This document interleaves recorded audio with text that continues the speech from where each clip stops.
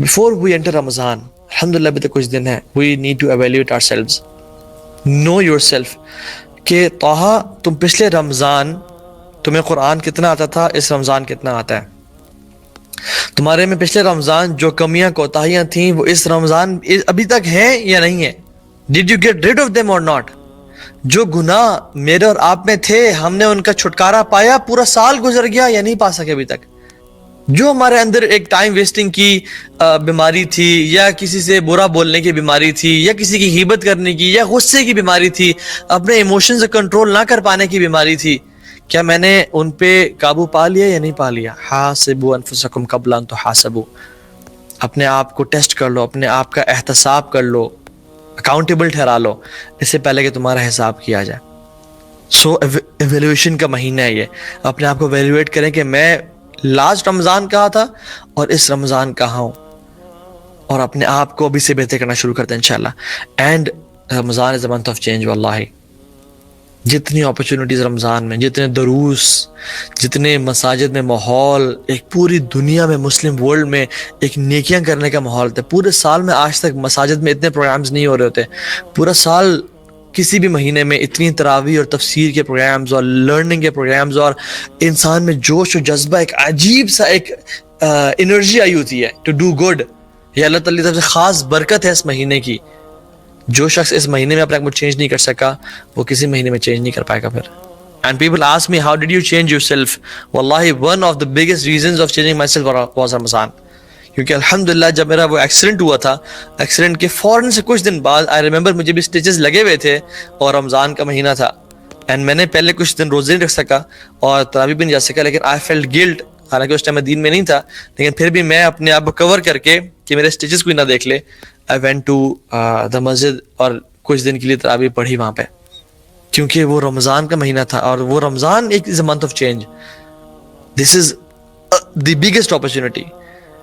اللہ تعالیٰ نے ہمیں ایک بہت بڑا گفٹ دیا ہے, ہم اس گفٹ کو کیسے ویلیو کریں گے؟ Ask your self.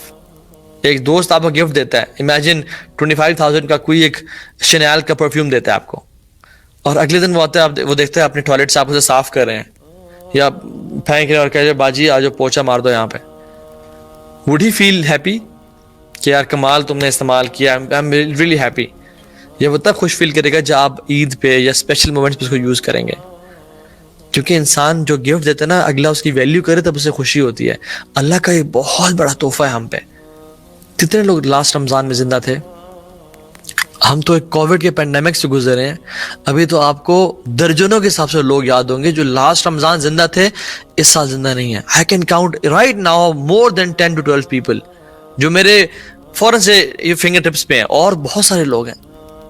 بلکہ ہم کل رات کو ہی ایک بھائی کے پاس بیٹھے ہوئے تھے, ان کے والد صاحب کچھ دن پہلے فوت ہوئے, اور ایون جب ہم ان کے پاس بیٹھے ہوئے تھے ایک بھائی نے کہا کہ میری خالہ کے لیے بھی دعا کریں, وہ آج وینٹیلیٹر پہ گئی ہیں. And while we were sitting he got a call کہ she has passed away and he ran. couldn't see Ramadan, یا اللہ couldn't see رمضان. رمضان سے 7-8 دن پہلے وفات. میرا اور آپ کیا بنے گا؟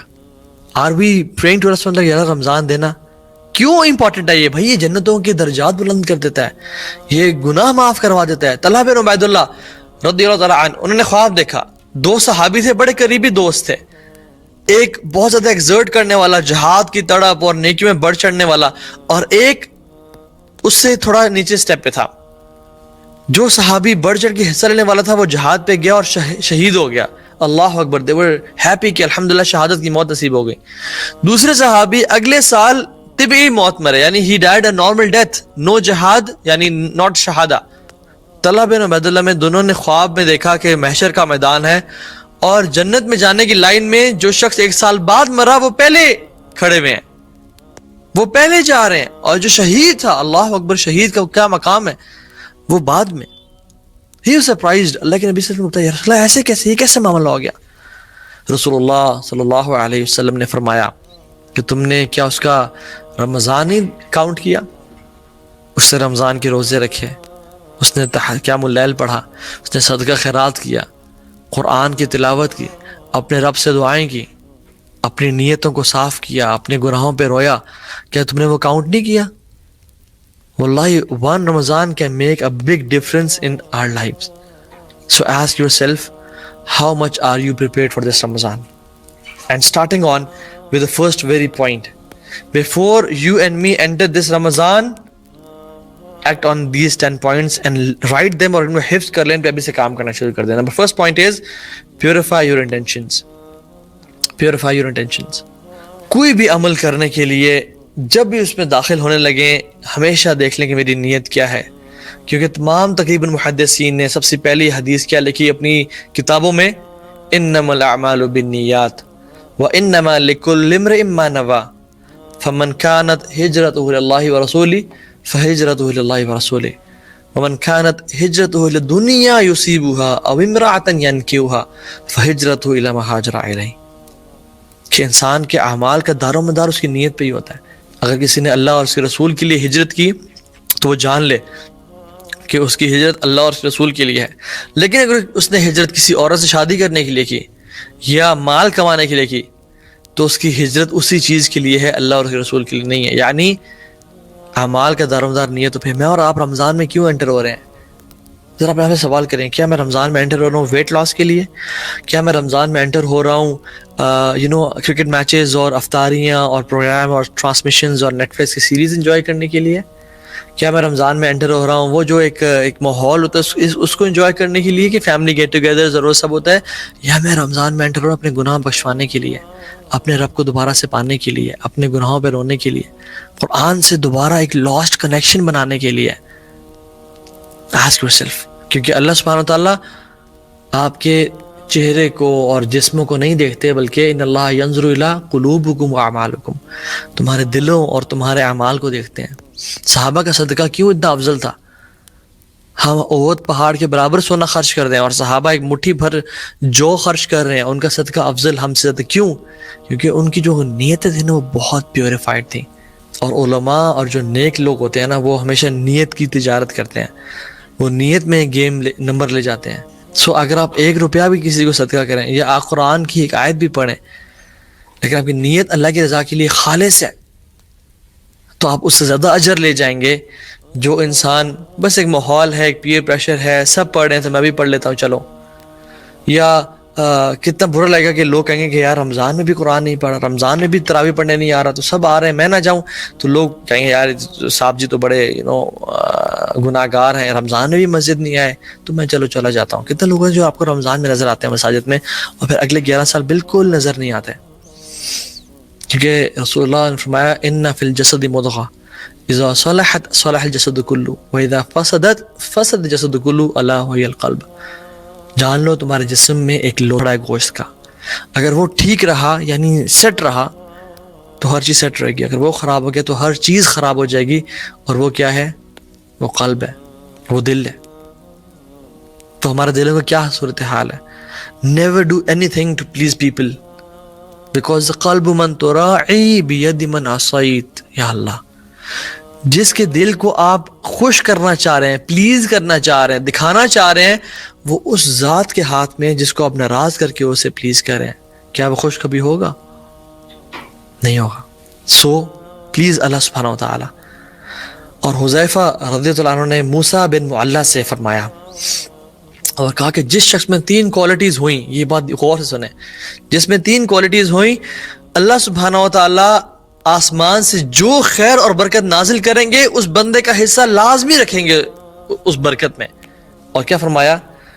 جس میں اخلاص ہوا, جو اپنا ہر عمل اللہ کی رضا کے لیے کرتا ہے, جو وَتُحِبُّ لِلنَّاسِ مَا تُحِبُّ لِنَفْسِكَ, جو بندہ اپنے لیے پسند کرے وہ اپنے بھائیوں کے لیے پسند کرے.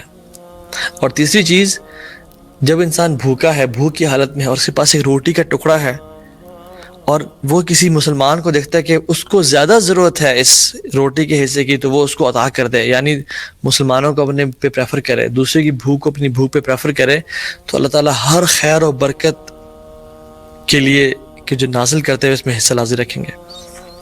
ابو ہریرہ رضی اللہ عنہ بھوک کی وجہ سے, پیاس کی وجہ سے بالکل بے ہوش ہو چکے تھے, اور جب ان کو ہوش آیا تو ان کو کھجور دی گئی کہ آپ یہ کھا لیں, آپ بھوکے ہیں. تو وہ اٹھ کے لے کے چلنے پڑے. تو ان کا آپ کدھر جا رہے ہیں؟ کھا لیں. کہتے ہیں میری ماں مجھ سے زیادہ بھوکی ہے, میری ماں کو مجھ سے زیادہ بھوک لگی ہوئی ہے تو میں اس کو دینا پسند کرتا ہوں. تو یہ 3 کوالٹیز. اور پہلی کوالٹی انٹینشن. حضرت عائشہ کیا فرماتی ہیں کہ ایک ماں آئی, اس کی 2 بیٹیاں تھیں, اور کہتی ہیں کہ اس نے دروازہ کھٹکھٹایا تو میرے پاس صرف 2 کھجوریں پڑی ہوئی تھیں, میں نے اس کو عطا کر دی. تو اس نے ایک کھجور ایک بیٹی کو دی, دوسری کھجور دوسری بیٹی کو دے دی, اور خود بھوکی رہی اور چلی گئی. جب اس میں آتا ہے کہ ایک کھجور تھی, اس کو ہاف کر کے دونوں کو دے دیا اور خود کچھ نہیں کھایا. تو جب حضرت عائشہ she was amazed and she informed the story to رسول اللہ صلی اللہ علیہ وسلم کہ ایسا ہوا ہے, فرمایا اس ماں کے اس عمل کے بدلے میں اللہ نے اس پہ جنت واجب کر دیا. دیکھنے میں یہ تو بڑا چھوٹا عمل لگتا ہے, ہلکی سی قربانی لگتی ہے, لیکن اللہ نے اس پہ جنت واجب کر دی اس عمل کی وجہ سے. سو اخلاص اللہ تعالیٰ کی رضا کے لیے, یا اللہ میں نے تجھے خوش کرنا ہے, کسی کو بھی دینا ہے, مال دینا ہے, صدقہ دینا ہے, نماز پڑھنی ہے, قرآن پڑھنا ہے, صرف آپ کی رضا کے لیے کرنا ہے. اور جس کو ڈر ہے کہ مجھ میں ریاکاری ہے, دکھلاوا ہے, وہ یہ دعا کثرت سے پڑھا کرے. اور حضرت ابوبکر صدیق کو اللہ کے وسلم نے یہی دعا بتائی کہ جو شخص یہ پڑھے گا وہ شرک سے, ہر قسم کے شرک سے پاک ہو جائے گا. یعنی شرک خفی جو کہ ریاکاری ہے, دکھلاوا ہے, اور جو اصل شرک ہے, شرک اکبر اللہ تعالیٰ کے ساتھ میں شرک کرنے سے. اور وہ کیا دعا ہے؟ اللہم انی اعوذ بک ان اشرک بک وانا اعلم واستغفرک لما لا اعلم. یا اللہ میں تیری پناہ میں آتا ہوں کہ میں تیرے ساتھ شرک کروں جانتے ہوئے, اور میں اس بات سے بھی پناہ میں آتا ہوں کہ میں تیرے ساتھ شرک کروں نہ جانتے ہوئے. کیونکہ یہ جو ہے نا, جو شرک خفی ہے, لوگوں کو راضی کرنے والا, پلیز کرنے والا, وہ ایسا داخل ہوتا ہے انسان کے دل میں جیسے کالی چونٹی, کالی پتھر, کالی رات میں چلتی ہے نا, کسی کو معلوم نہیں پڑتا, اسی طرح سے انسان کے دل میں داخل ہو جاتا ہے, انسان کو پتہ بھی نہیں چلتا. اینڈ واللہ no one can help you. Don't please people thinking کہ وہ مجھے کوئی بینیفٹ پہنچائیں گے. No one can benefit you اگر اللہ تعالیٰ نہ چاہے تو. اللہم لا مانع لما اعطیت. ہمیں ہر دعا میں, ہر نماز کے بعد کیا سکھایا گیا پڑھنے کے لیے؟ یہ ہماری ٹریننگ ہے. ہم کہتے ہیں اللہم لا مانع لما اعطیت ولا معطی لما منعت ولا ينفع ذا الجد منک الجد. یا اللہ کوئی روک نہیں سکتا, دنیا میں کوئی مائی کا لال آ جائے, پورے ملک کٹھے ہو جائیں, نہیں روک سکتے اگر آپ دینا چاہیں.